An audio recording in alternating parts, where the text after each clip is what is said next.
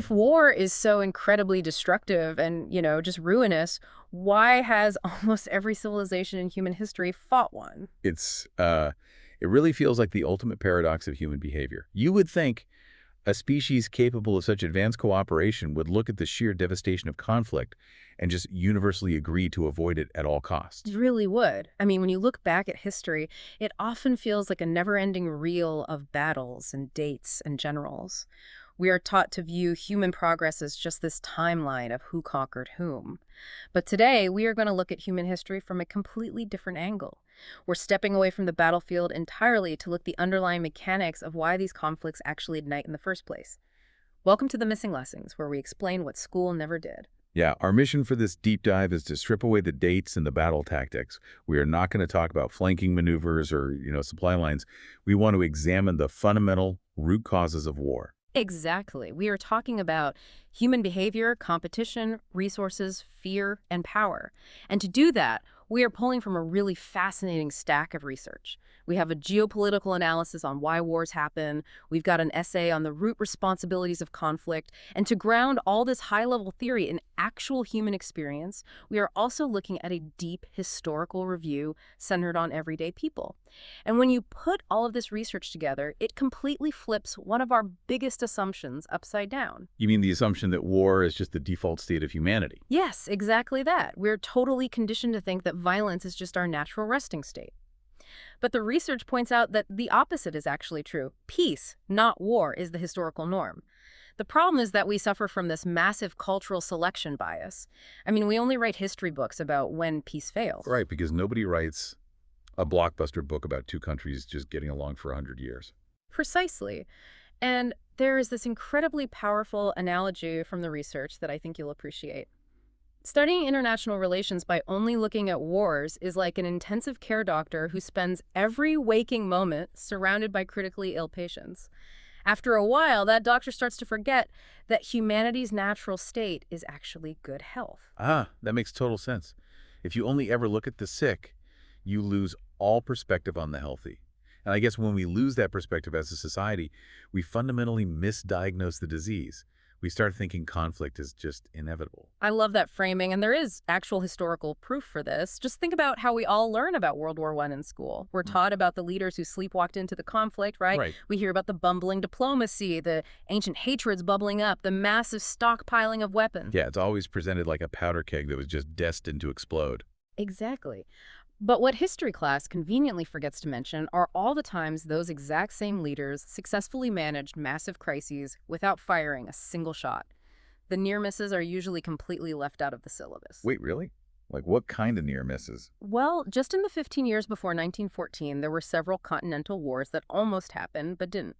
There was a massive British-French standoff in Sudan in 1898 over colonial territory.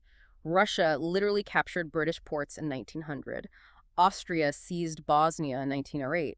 Any single one of those events could have ignited a continent-consuming war. Wow, I had no idea the tension was already that high. It was just as high as it was in 1914, but they didn't fight.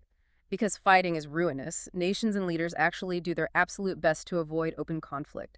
There is a famous philosophy of war. It's often attributed to both the Prussian General Clausewitz and the Chinese leader Mao Zedong.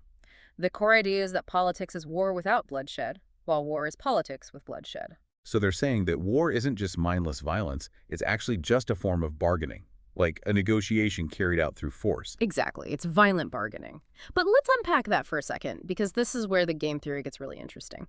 If war is just a negotiation, and the violence is incredibly costly to both sides, why wouldn't adversaries just prefer to compromise? Right, if two nations are fighting over a piece of territory, isn't it always mathematically better to just split the land rather than gamble thousands of lives and end up with, the bombed out remains of that territory? That is the big question. What actually breaks down this supposedly strong incentive for peace?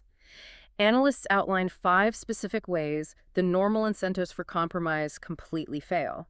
The first reason the bargaining breaks down is what researchers call unaccountable leaders. Okay, so like dictators. I always just assume dictators go to war because they're megalomaniacs. That's the common assumption, yeah.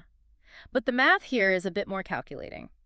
When a personalized autocrat is in charge, they simply don't have to weigh the interests of their soldiers or their citizens.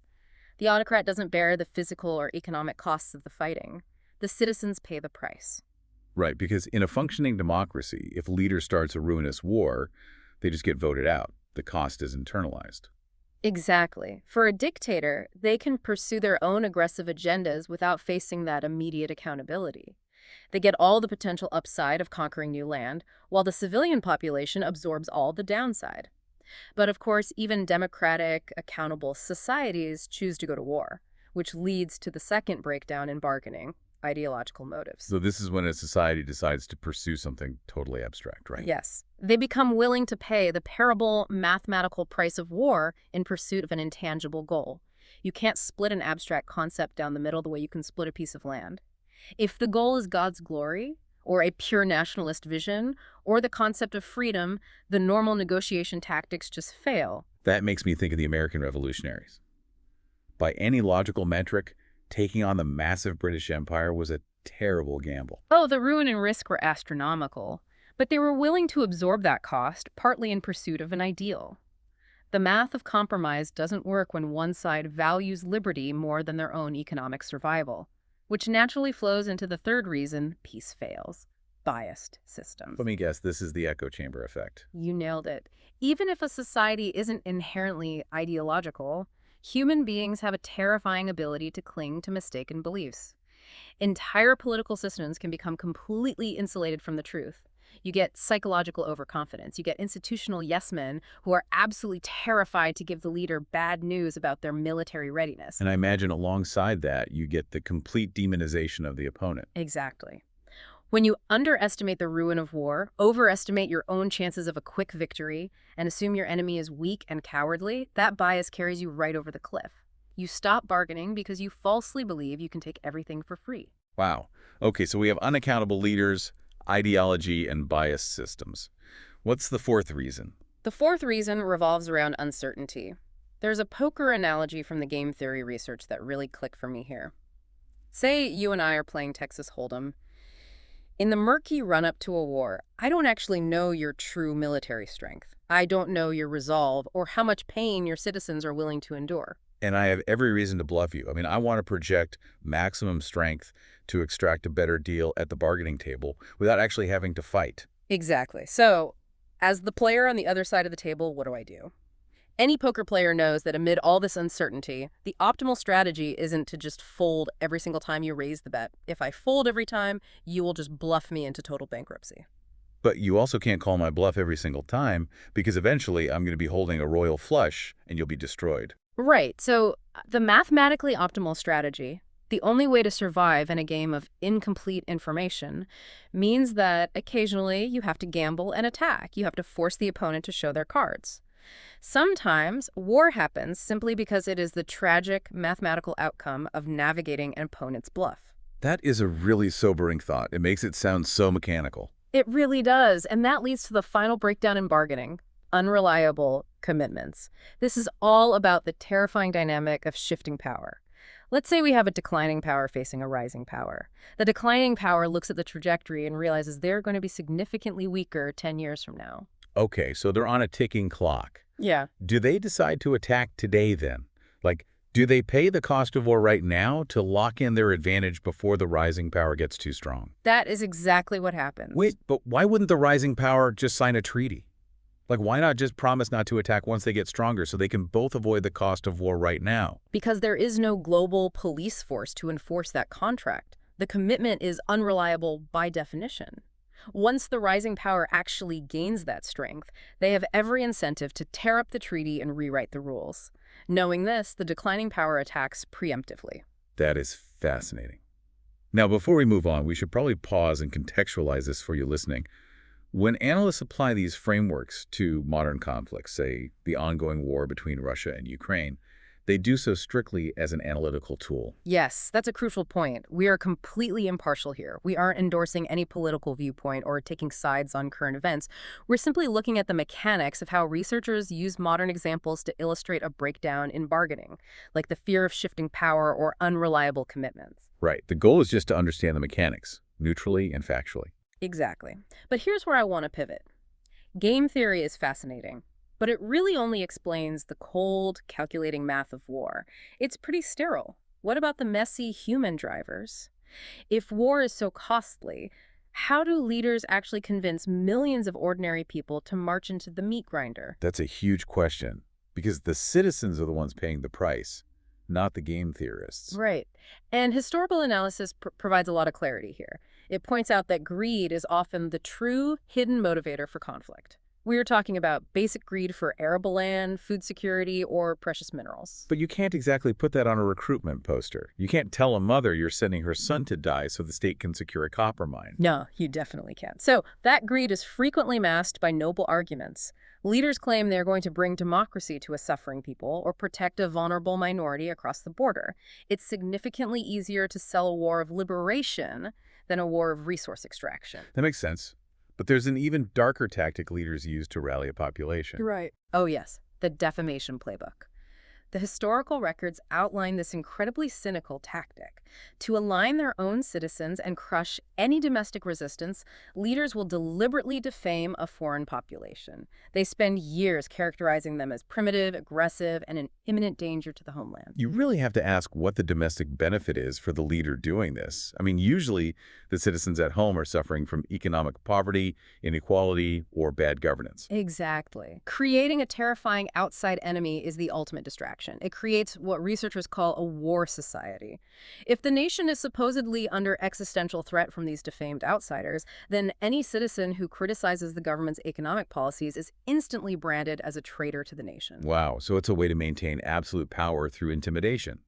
Instead of prosperity, the public just gets fed a steady diet of ideology and an enemy they are told they must defeat for their own survival. That is exactly how it works. And that framing of an existential threat ties directly into another major psychological driver of conflict, the ghost of empires.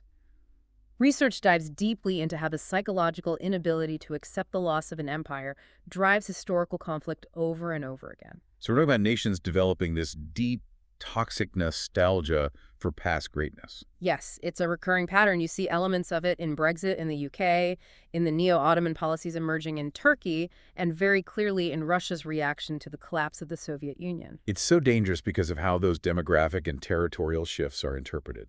A shrinking population or a loss of former colonial territory could theoretically be viewed as an opportunity for domestic renewal, right? A chance to build a different kind of society. It absolutely could be, but instead it is deliberately framed by leadership as a theft. They look at the disappearance of their global influence not as a naturally changing world order, but as a deliberate humiliation inflicted by outsiders. And that perceived humiliation becomes a bottomless well of fuel for aggression. It is a calculated choice to interpret geopolitical shifts as a reason to fight. It really is. But exploring all these cynical motives, the unaccountable leaders, the resource greed, the shifting of blame for domestic poverty, it raises a really heavy question for me. How do ordinary people justify enduring it? Yes, because the cost borne by everyday people is staggering. The leaders might be playing poker, but the citizens are the chips. How do populations cope with that trauma generation after generation? To understand that coping mechanism, we really have to look at the historical records of everyday people. There was a study that bypassed the generals and the politicians and looked at records from Genesee County, New York. They sifted through diaries, personal letters, and local newspapers spanning from the American Revolution all the way to modern times. And what the data shows is that everyday people survive the trauma of war through specific, incredibly powerful illusions. We create myths that make the immense suffering feel bearable. And the most prevalent illusion they found is something called millennialism, right? Yeah. And just to clarify for you listening, this has nothing to do with the millennial generation. Millennialism is this deeply ingrained human belief, often with religious undertones, that the current horrific chaos we are experiencing is the necessary price to usher in a golden age, a millennium of permanent peace and justice. It's the desperate hope that this war, the one we are suffering through right now, is the war to end all wars. Exactly. People convince themselves that the unprecedented bloodshed isn't just meaningless violence. They frame it as a purifying fire, something divine or historically necessary. The research found this sentiment repeating in almost every era. James Thatcher, who was a surgeon during the Revolutionary War, wrote in his journal about a public fast. He honestly believed their struggle would literally end war forever by permanently separating the pure colonies from the corrupt influence of Europe. They needed the violence to have a final utopian purpose. They really did. And you see it again during the War of 1812. In western New York, which was known as the highly religious burned-over district, people witnessed horrific atrocities. The city of Buffalo was burned to the ground, yet the local diaries framed it as the necessary, chaotic prelude to a utopian peace. And I imagine it reached its peak during the American Civil War. Oh, absolutely. Where 620,000 Americans died. The scale of the grief was almost incomprehensible for the population at the time. To process that grief, the suffering was elevated to a holy crusade.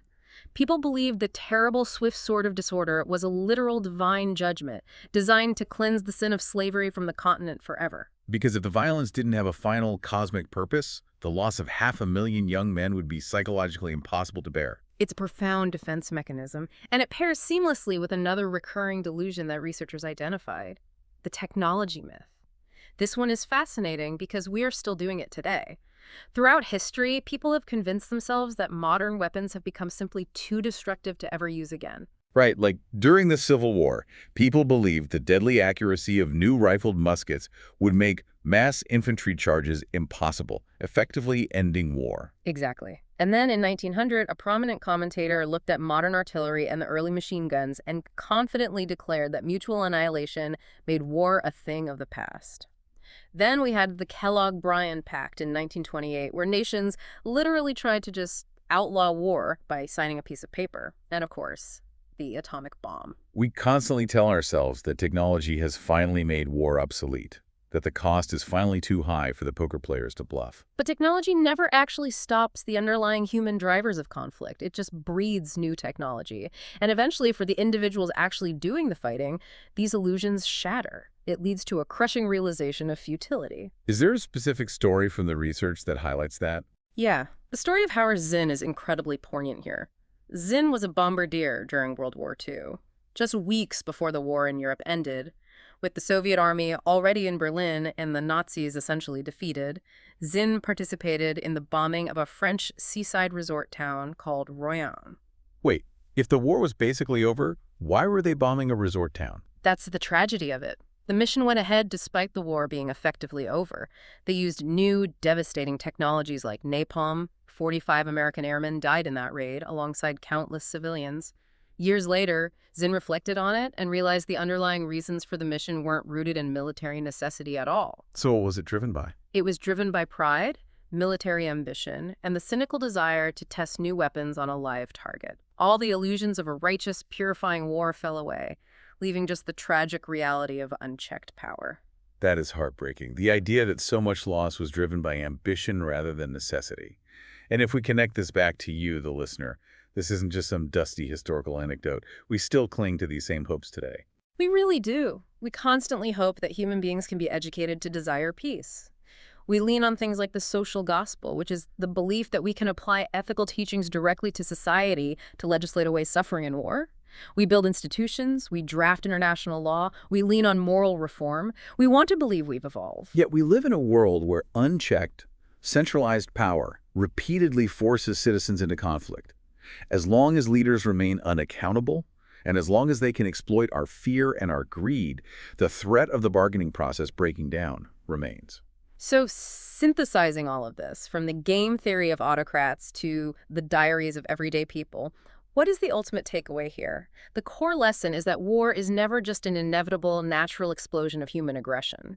It is a highly calculated breakdown of compromise. It is a failure driven by unaccountable leaders, the mathematical uncertainty of a high-stakes bluff, pure resource greed, and the incredibly potent, tragic myth that the next war will finally bring lasting peace. And as we wrap up this deep dive, I want to leave you with a memorable insight drawn from all these historical patterns. Wars often begin long before the first shot is fired. They usually start with fear, competition, uncertainty, and the belief that conflict is the only solution. The actual violence is just the final visible stage of a much longer breakdown in human connection. It's the moment the bluff is called and the illusions shatter. Which leaves us with a final thought for you to mull over as you go about your day. If the borders, the technologies, and the economies of the modern world were all shaped by these violent breakdowns in bargaining, Is the peace we are experiencing right now a permanent achievement of human progress? Or is it just a temporary bluff in a very long, very high stakes game of poker?